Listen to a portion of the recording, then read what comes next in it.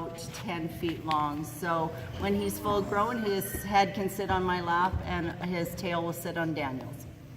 So definitely something that you have to think about when you're buying a snake. And 40 years, most of you will be grandparents in 40 years.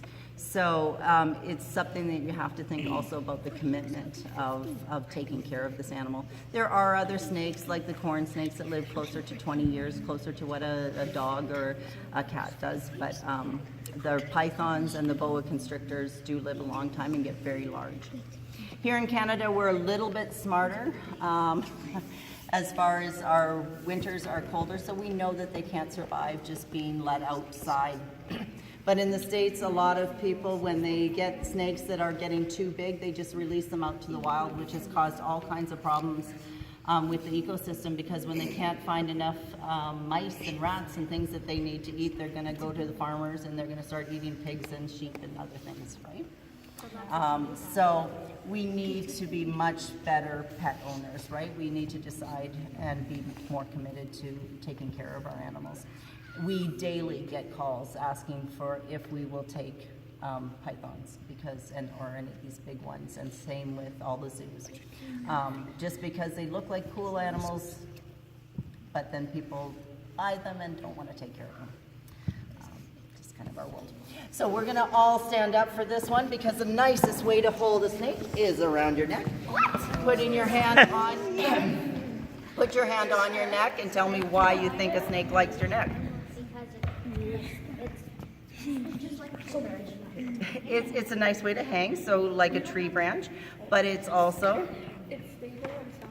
and warm, right? It's the warmest place on your body, and you also know what else did he do right away?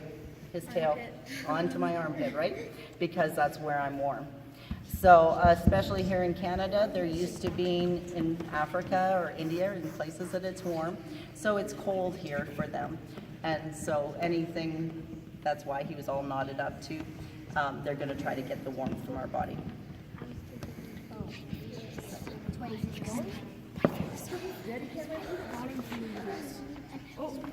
Do you want your hand over here to hold it like a plate? There you go. Oh, sorry. You can hear it still?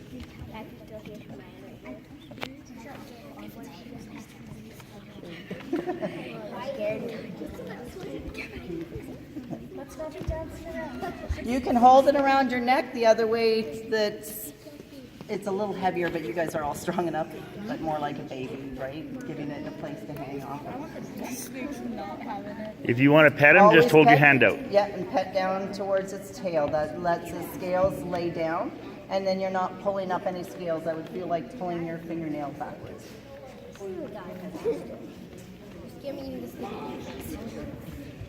The other thing is, if you want it on your neck, but you're a little scared of the head, I can hold the head, and that way you're completely safe. No, I am holding the head.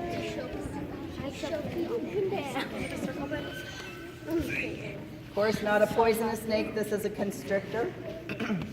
But at this size, even a 2-year-old can pull it apart. Problem is most of us go, because we're scared, and we just stop thinking, and we don't bother. Where you said you want it, where do you want it? On your arms? Okay. And then we freeze, and then of course it gets tighter, and that just scares us even more. And that's how constrictors get their prey. They wrap around it and start. I thought you were going to give him a kiss for a second. But he's friendly. Yeah, but the other thing that you have to know is when it eats, it doesn't just start hugging.